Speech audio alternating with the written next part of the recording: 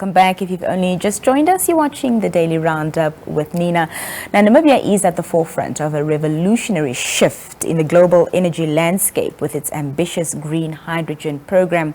The Namibia Green Hydrogen Program is driving this initiative, leveraging the country's abundant solar and wind resources to position Namibia as a leading producer and exporter of green hydrogen.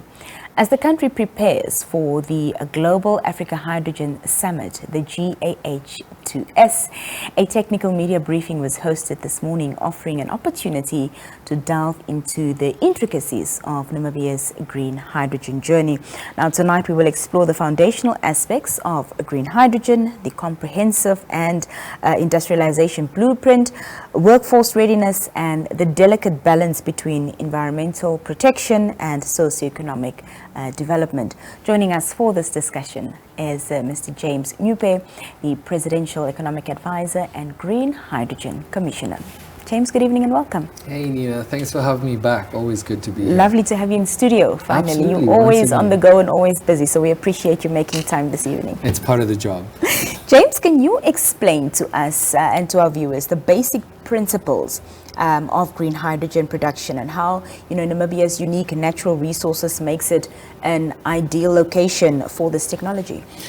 Absolutely, and I mean, it is a daily roundup, so we can't do a talk of the nation brief, but we'll do a shorter one. But essentially, green hydrogen is a molecule that we will be able to use after we essentially decompose water into two basic bare elements, hydrogen and oxygen. And to do that, we use a machine called an electrolyzer, and we need the renewable energy to make sure that we are not emitting a lot of carbon in the production of this hydrogen, because primarily this molecule is supposed to be used to decarbonize hard to abate sectors or industries that normally emit a lot of carbon to make those products. Steel is a good example of that. Fertilizer is another one. Jet fuel and shipping fuel are others. So to clean up those industries, we need this hydrogen, which we will make by splitting water with renewable electricity. That was a brilliant explanation. Thank you so much. Gave it my best shot. I think we've been talking about green hydrogen for the longest time. It almost seems like it's slow to come into action and to materialize. So what are the key milestones and targets for this initiative? Sure, and it's slow and fast depending on who you're talking to, but it was an idea in 2021, whereas today it is implementable projects, right? And so from that perspective, when you read what we were supposed to do within HPP21, we've actually managed to achieve that. We organized ourselves as government, we wrote a strategy, we're doing feasibility studies on major projects. We achieved sort of what HPP2 asked of us. We're now though looking to go to the next level, to move from concept and idea and into potentially commercially viable projects. So today our pilot projects are employing more than 400 people across the country. That's a fantastic small win. But now we're really looking at producing 3 new products this year, and then really in the next year or so beginning to look at, can we get to commercial viability of some of these projects where we can now really enter into the realms of at-scale production, few $100 million worth of revenue, more jobs, more tax revenue. Importantly though, industrializing our economy so we can start producing new products and services that we haven't been doing in the past. And of course, this is something very new for Namibia. It's uncharted waters. So talk to us about, preparing the Namibian workforce and local industries, how they can capitalize on the opportunities, presented by the green hydrogen sector. Absolutely. And I think first steps first is democratize the knowledge or information as to what is this opportunity set. A lot of us are talking about green hydrogen, but green hydrogen in itself is not the prize, right? We don't really want to produce green hydrogen and export it. We want to set up new industries that may use green hydrogen to make a product that has a demand globally. So how are we trying to do this? We've tried to capture a blueprint. We're calling it the Green Industrialization Blueprint that articulates this goal in relation to Vision 2030, Africa 2063 or Agenda 2063, the Africa we want, and then to say, given those local and regional objectives, what do these new industries look like, and how do they answer the ideals in that of those particular overarching developmental themes? So we've now launched our Green Industrialization Blueprint on the 3rd of August, basically to commemorate the 83rd birthday of our late president, and we've put that on our website. So on gh2namibia.com, this blueprint is there. So as an industry, you at least now know what are these 8 new sectors that we're looking to build, what is the infrastructure we'll deploy, etc. On top of that though, now we have to start teaching our students and retraining our workforce, Right. so that they can work in that industry, and then telling our SMEs of the opportunities so that they can invest to participate in that industry. So it's a journey, and we're really starting now going from idea to execution with this blueprint. How is Namibia addressing the challenges, James, of balancing environmental protection with the socioeconomic development in the context of these green hydrogen projects? Sure. So, to develop these new industries, the idea is it will create new jobs, help us increase the economic complexity of our economy. And that begins to answer a little bit of the socioeconomic demands, new jobs, new industries, new revenue for government, better living conditions for all of us. However, to establish new industrial complexes, you may have a footprint, right, on your flora and your fauna, on your environment.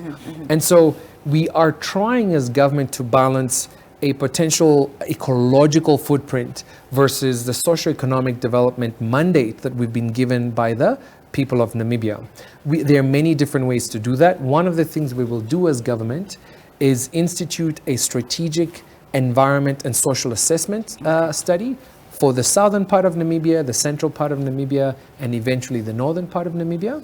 And of course, also asking all the projects to do detailed EIAs, environmental impact assessments, and then sharing those details with the Namibian public so that we can engage in a more informed discussion about what is possible, what sort of footprint would happen, and how can we mitigate the footprint of those industrial complexes. Fantastic. Given the recent MOU, Memorandum of Understanding with South Africa for cross-border green hydrogen pipeline, can you elaborate for us on the potential for regional collaboration and how this fits into Namibia's broader strategy for becoming, a green hydrogen superpower? Absolutely. So your previous speaker, for example, was talking about sort of how does the globe essentially redefine multilateralism, right? And Namibia is a part of that world, and we're all thinking about if indeed we are establishing these new industries, they're not just for Namibia, they're also for the world. Now, some of our customers may be right across our border. So South Africa needs green hydrogen also to decarbonize some of its own hard-to-abate sectors. It is actually looking to produce its own green hydrogen, but it might import some of ours. So we might trade with South Africa. And so that pipeline is a part of that dialogue. But, next week, for example, we're bringing a lot of guests from around the continent to tell us about their own green hydrogen ambitions in their sort of economies. And then we're going to be dialoguing with the world to say, this is how Africa is thinking of doing it. This is how the world is putting in place their policies and their standards. And how do those two ecosystems meet? So Namibia's objectives are not in isolation. They're relative to regional, continental, and global ambitions. And we're going to be looking to unpack some of those dialogues next week during the summit. Fantastic. Just very lastly, James, in terms of developing our green hydrogen sector, are the international potential partnerships contributing to this effort of contributing our sector, or are they just at the receiving end of all of this? Right. So it's definitely a dynamic ecosystem, right? So again, I think a lot of us are sort of thinking we'll produce the products and we'll export them primarily, say, to Europe, right? But in actual fact, as you're listening, let me give you a practical example of what might happen. We may, with one project, high iron, we may import solar panels from China. We may import a kiln, a furnace from Germany. We may combine the two with iron ore from Dordebis. We may get some iron ore from the Northern Cape or Puo, but also from Gabon. We may bring that iron ore to Namibia, use the hydrogen made in Namibia with the kiln to produce DRI, direct reduced iron, a new product which we could export to China, South Korea, or Europe. Now, if you just listen to that value chain, we're not, first of all, exporting hydrogen at all. We're actually using it as a component to manufacture a whole new product. And then we're not actually dealing with Europe. We're dealing with China, South Korea, because these are big steel makers. We're dealing with Europe to provide some of the equipment, but also we're importing equipment from China as well. So it is a global playing field, and that's why the summit, next week sounds a bit like a mouthful, but it is a global African hydrogen summit, because yes, the world has some ambitions, Africa has bespoke ambitions, the two need to come together to use hydrogen to decarbonize hard-to-abate sectors. So roughly, that's what's happening in Namibia. It's an exciting space. I can see the smile on your face. And importantly, we want to industrialize Namibia in accordance with the ideals of Vision 2030, where we said, we don't just want to sell iron ore. Just dig minerals and sell them. We've been doing that for a long time. We now want to make some new products and establish some new industries. Mr. Nyupe, we look forward to having you back here on the Daily Roundup soon. Thank you so much for being with us tonight. Thank you, Nina. I'll take that as an invitation. Hope to see you soon. Well, there you have it. We have some more conversation lined up for you here on the show. Stay with us. We'll be back after this brief break.